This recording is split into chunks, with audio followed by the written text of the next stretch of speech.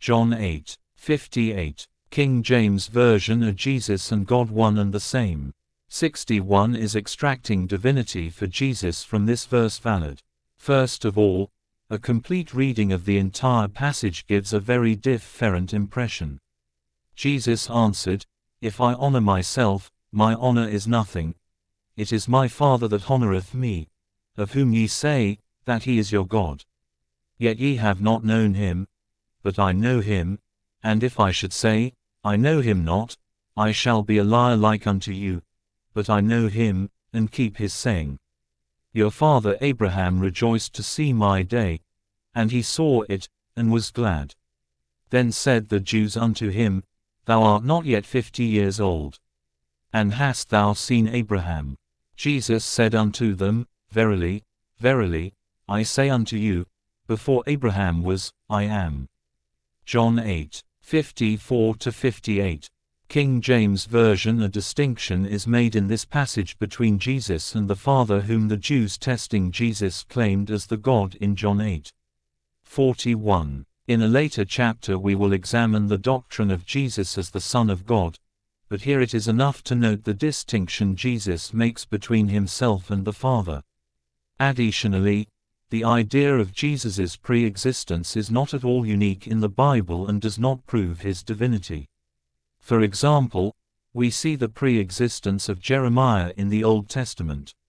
The word of the Lord came to me thus: Before I formed you in the womb I knew you, before you were born I dedicated you, a prophet to the nations I appointed you. Jeremiah 1:4-5. New American Bible. Personified wisdom's pre-existence, in the same manner as that of Jesus, is reported in Proverbs. The Lord begot me, the firstborn of his ways, the forerunner of his prodigies of long ago. 62. Development of the Christian doctrine. From of old I was poured forth, at the first, before the earth. When there were no depths I was brought forth, when there were no fountains or springs of water. Before the mountains were settled into place, before the hills, I was brought forth. While as yet the earth and the fields were not made, nor the first clods of the world. Proverbs 8:22-26. New American Bible. As an interesting note, Jesus and Solomon, to whom the book of Proverbs is attributed, are both recognized in the Quran as prophets and messengers of God. Furthermore, the Quran states that God made a special covenant with all his messengers before the creation of the heaven and the earth. Quran 3:81. Thus the Quran indicates that all the messengers pre-existed. In fact, according to the Quran, the entire human race predated the heaven and the earth. Recall that your Lord gathered all the descendants of Adam before creation, and had them bear witness for themselves, saying, Am I not your only Lord? They all said, Yes indeed, we thus bear witness. Quran 7:172. Examination of the title Lord. Finally, we need to look at the title Lord as used to refer to Jesus.